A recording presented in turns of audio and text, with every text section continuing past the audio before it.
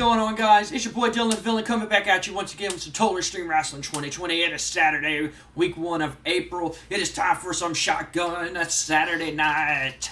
Who's ready? I'm ready. Let's do this, guys. In an abysmal pre-show match, Taka Michinoku defeated Tajiri in 8:02 by pinfall with the Michinoku Driver number 2. The match got a 33. Taka Michinoku with a 32 and Tajiri with a 27. Tajiri debuted on the pre-show, not the main show, on the pre-show. He has no gimmick. He doesn't need a gimmick. It's fucking Tajiri, and he got a great, awesome shit. Let's move on to the next segment. In an abysmal pre-show match, the Hardy Boys once again defeat the Headbangers in 8:06 when Matt Hardy pinned Mosh with the Omega event. Still trying to get the Hardy Boys popularity to where I would love it to be. Matt Hardy with a 34, Jeff with a 43, and Thrasher and Mosh with a 36 and 33 respectively. Hardys, we already know, excellent chemistry. Tag team specialist bonus, just like Mosh and Thrasher. Announcement quality gave the match a boost. The match got a 42. That is good. That is actually pretty good for these guys involved in the ring. Can't ask for anything better than that. We are going to go and open up the show in front of 2,800 people at the Please Victoria Sports Center. It is Shotgun Saturday night. Let's do this. Welcome to Shotgun Saturday night. We open up with a 79. It could be a lot better. It really could. But tonight we will have a promo from Chris Jericho explaining his actions from Monday Night Raw. We also have a huge announcement dealing with Vince McMahon. As y'all know, he is in the hospital from his vicious attack from Sting with the baseball bat. And we also have news about the Vader and Dwayne Gill. Is Dwayne Gill here tonight? Vader is in the parking lot. He is looking for Dwayne Gill. We move on to the next segment. And it is the Steiner brothers. And they come to the ring. And they go, Scott grabs the mic once again. And Scott goes, I don't know what the hell that was. Last Monday night, you have some guys who want to dress up and think they're freaking Blade or something. Come out here with their stupid ass gimmicks, drinking blood and puking blood and cover me and my brother in some blood and Kool-Aid or whatever the hell it was. It took me 14 hours to get out of my skin. And I'm gonna break these pencil neck geeks, freaking idiot. I don't care what your freaking names are. I want you to come down to the ring right now. And I'm gonna put you in the Steiner recliner. And I'm gonna break your freaking back. And all of a sudden, it's not Edge and Christian. All of a sudden, some hip-hop music starts playing. And these two white guys come out dressed up in hip-hop clothes, and they dance and they break dancing and stuff, and Rick and Scott look at each other like, who the fuck are these guys? You know, excuse my language, but who the flipping popsicles are these guys? And it's Grandmaster Sexay and Scotty Too Hottie of Too Cool making their debut.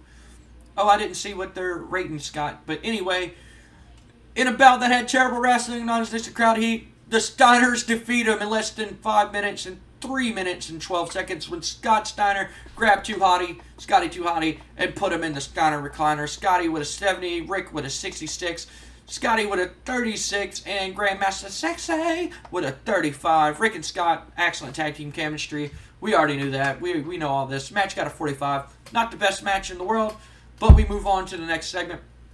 And just like always, ooh, this did not do too good. Anyway, Edge and Christian, once again, after the match, the lights go out, and the Steiners are laying in a pool of blood. They're both passed out. Edge and Christian are standing there laughing. And they jump back into the crowd, and they leave. We move on to the next segment, guys. And it is a match, and a bout that had terrible wrestling, and non-existent crowd heat. Jushin Thunder Liger defeats Flash Funk by pinfall with a sheer drop brain buster. Match got a 56. Jushin Thunder Liger with a 54, and Flash Funk with a 52. Announcing quality and color commentary gave the match a boost. We move on to the next segment. And it is Shane McMahon, and he's sitting in his office. Lack of anything interesting going on. He is sitting in his office with his bodyguard, Paul White, when Psycho Sid comes in the ring. We haven't seen Psycho Sid since WrestleMania. Last Monday night, Triple H, he wasn't even in the arena. Everybody assumed that Psycho Sid went to WCW. Everybody believes Psycho Sid went to WCW. He storms into the office. He goes, "Why am I not booked tonight?" Shane goes, What are you, we thought you left. We thought your contract was up. He goes, "No." Shane was like, "Well, you wasn't on Raw. Like, we thought, if you were a wrestler, you would be on Raw, wouldn't you?"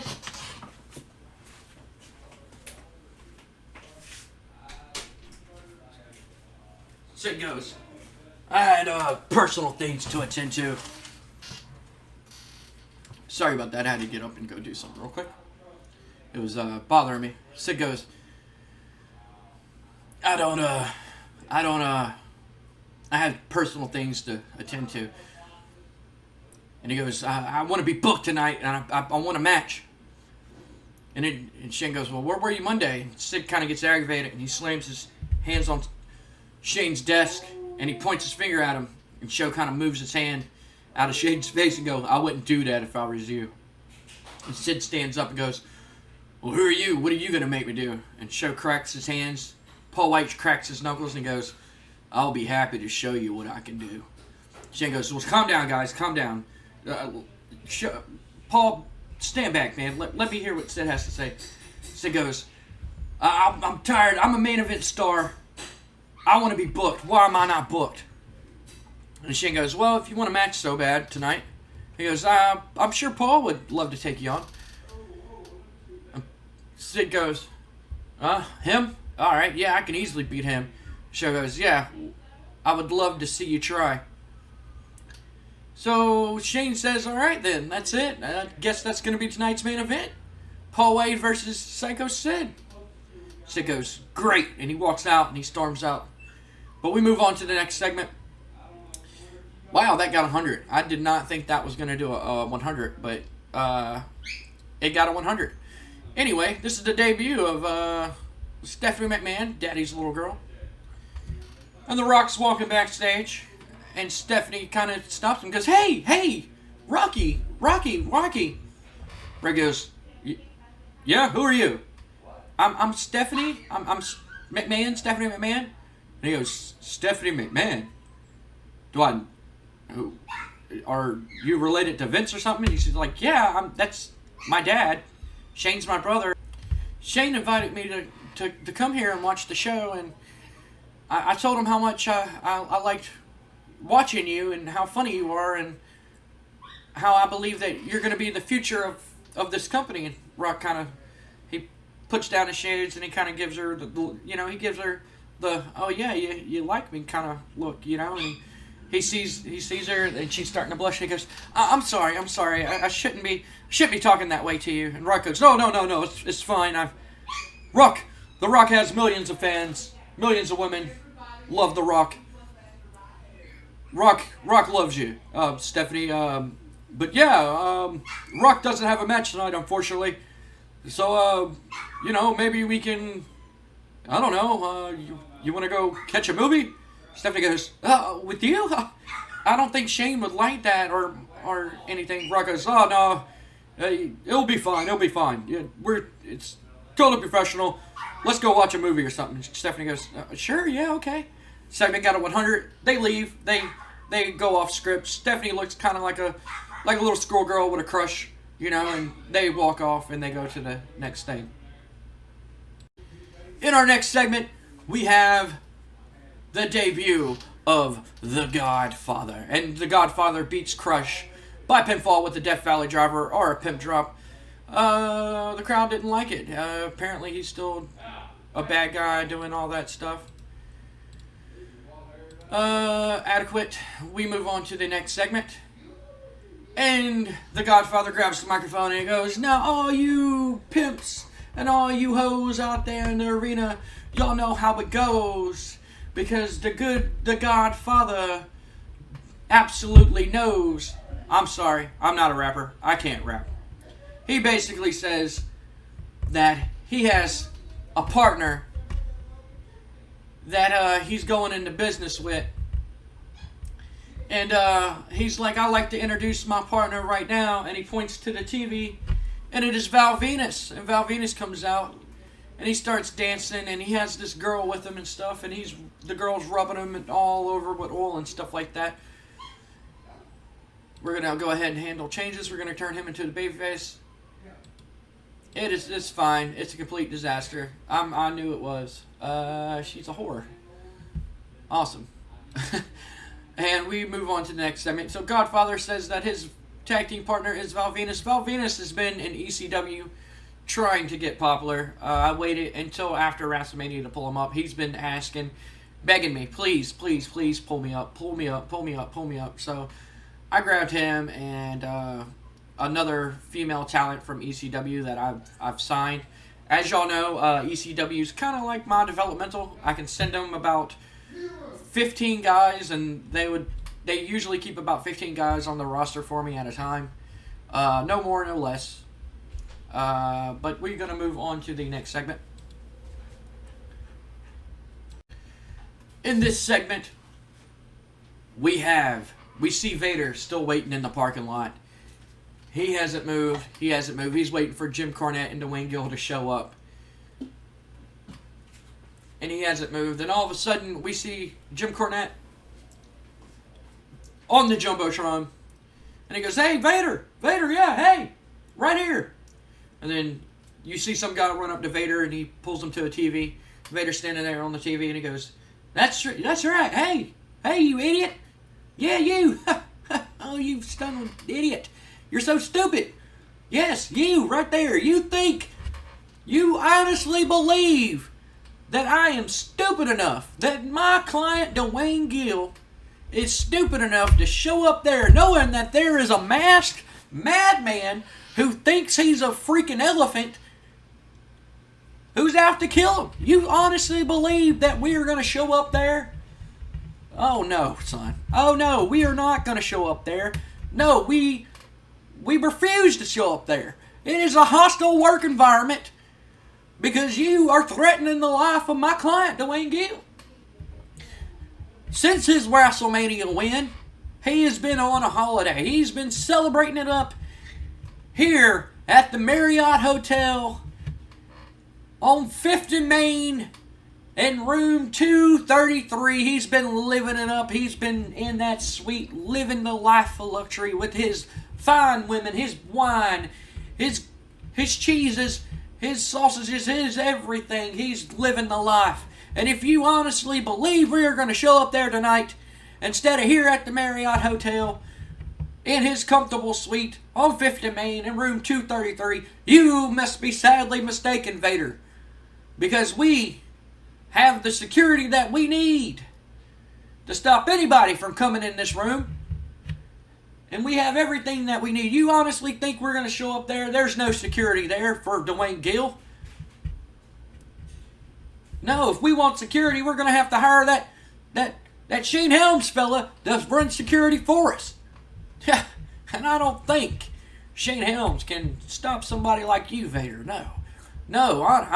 So we got hotel security. We got the police surrounded, looking for you, Vader. Looking for you. Just even if you show up, you'll be hauled to jail quick, fast, in a hurry. So you think that we're going to show up there on Monday Night Raw? You must be sadly on Shotgun Saturday Night or Monday Night Raw. You must be sadly mistaken. Because the only way that we're going to show up there is a guarantee from Vince McMahon or his son, who's now in charge for some reason, Shane McMahon, puts it in paper and guarantees that you will not be here to cause harm to myself or my client, the World Wrestling Federation World Heavyweight Champion Dwayne Gill. So Vader, looks like you might as well just let this one go and let bygones be bygones. I found somebody new. I'm making money. You're still broke. We're making tons of money. We got something that you can never get, that you could not achieve. Yeah, you were a big champion in WCW and in New Japan Pro Wrestling, or whatever the hell you wrestled at. But nobody cares about that, because we are, the World Wrestling Federation is the #1 company in all of sports entertainment. And Mr. Vader, Dwayne Gill, did something that you could not achieve. You could not beat Shawn Michaels. You could not win the World Wrestling Federation World Heavyweight title. But Dwayne Gill is the champion. So if you think that you can just barge in here in this hotel and attack us, then you're going to be hauled off to jail and you're going to be served with multiple life sentences. So what do you think about that, Vader? And oh yeah, Vader, I won't be seeing you around. And then all of a sudden Vader just kicks the TV, and the TV just flies and shatters against the wall, and the guys that were watching the TV, you know how guys in the back watch TV, they all just scatter, and Vader just starts freaking out. You show him, he goes to the catering table, he flips the catering table and everything. He's freaking out, he's mad, he's just like, but we move on to the next segment. Segment got a 79. It could have did better, but I can't complain. In a decent match, Boss Man, Big Boss Man, defeat Ahmed Johnson in 8:30 by pinfall with the Bubba Slam. I am a huge mark for the Big Boss Man. I like the Big Boss Man. He had some of the more crazier storylines in the Attitude Era by cooking up Al Snow's Chihuahua and feeding it to him, and showing up at Big Show's dad's funeral and ruining it and stuff like that. I love Big Boss Man. He had some crazy ass stories back in the day, but Big Boss Man picks up the win against Ahmed Johnson, and we move on to the next segment. And it is the Chris Jericho promo, and he's standing there. He's live via television screen with Michael Cole, like a pre-recorded promo conversation. He's sitting on the couch, and he goes, "Why on earth, Chris Jericho? I'm glad you can join me tonight." And he goes, "No, don't be glad, because I'm not glad that I have to sit here with an ugly jack off like yourself sitting here. No, you should be happy for the millions of Jerichoholics all around the world, and the fans and the Jerichoholics in the arena, who may be their role model, their icon, their everything, who bases their lives around me, who drinks in the Jericho Hall and drinks it in. You should be thanking them." And Michael Cole goes, "Okay, well, okay, yeah, all right. So I'm gonna get on with the interview. Why? I'm sure that's what's on everybody's mind. What made you attack the Intercontinental Champion Triple H and The Rock?" Didn't you hear me on Monday Night Raw? Did you not hear what I said? I'm the main event. I'm the best. I'm one of the best. No. I'm not one. I am. I am the best wrestler in the world today at what I do today. I'm the best wrestler in the world. I'm the best wrestler of this century, this millennium, and the next one. I will be the best. You got guys like Triple H and The Rock, who's only been in this business for a blink of an eye. I've been out there in the Indies in Japan wrestling guys like Jushin Thunder Liger, Chris Benoit, Pegasus Kid, who is Chris Benoit, Juventud Guerrera. I spent time in WCW. I spent time in Mexico. I spent time in ECW.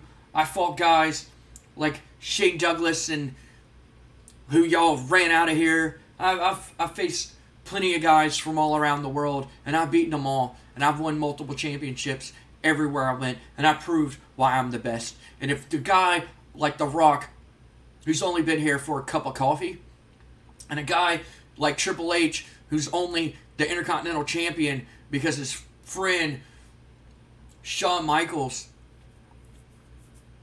likes to kiss ass to Vince McMahon. I'm not here to kiss ass. Alright? I'm here to do one thing, and that's prove why I'm the best. And if you think these two are the best, and you think these two deserve an Intercontinental Championship match, then you're sadly mistaken. I deserve that match. I deserve to be in the main event. I deserve to be in the spotlight. Any championship in this company, I deserve to be in. Whether it's the light heavyweight tournament that I got screwed out of. But that's okay. That title's beneath me and beneath my potential. I'm tired of being a light heavyweight or cruiserweight guy. I deserve to be in the main event. I deserve to be making money like guys like Bret Hart and Owen, who I look up to and admire. If guys like Triple H and The Rock, they don't know wrestling holds like I do. I'm a man, Cole. Can you guess how many wrestling holds I know, Cole? I don't know. I would say about 200. 1,004, Cole. 1,004. I have a list. I can show you it one day of my holds. They range from arm bar, arm drag, the three-handled moss covered family Curzanzo, the Saskatchewan swinging neck breaker. I mean, I know a whole bunch of holds and moves and maneuvers, Cole. I prove time and time again why I'm the best in the world. I deserve to be in the main event, not these jack-offs. And that's all I'm going to say. Now, if you're done asking me stupid freaking questions, I'm going to get out of here. And I'm going to keep proving why I'm the best in the world. And then he gets up and he leaves.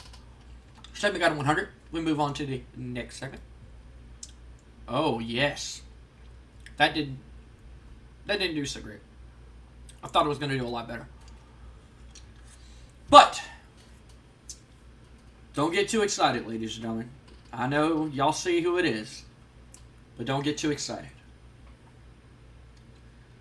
You see a cutaway of this man in the 1996 Olympics, and he picks up this other man, he slams into his mat, and he falls down, and he's crying and everything. He goes, "Hi."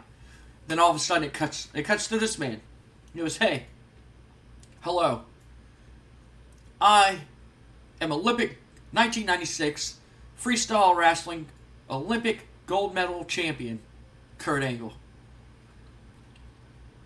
I have been reached out to by the World Wrestling Federation to come participate in professional wrestling. I'm a man. I've watched the product for the last couple of weeks, and I had my own private skybox at WrestleMania, and I'm highly impressed of everything that is going on and the spectacle of it all. So I am here to say that me, Kurt Angle, the real American hero, is coming to a television screen near you in the near future. With me, I'll bring my integrity, my intensity, and my intelligence. What I like to call my 3 eyes. With me to the World Wrestling Federation, and I will put in real American values, honor, and tradition. I'm a role model that every real American should aspire to be. I mean, look at these gold medals. I won them with a broken freaking neck. It's true. It's true. I did.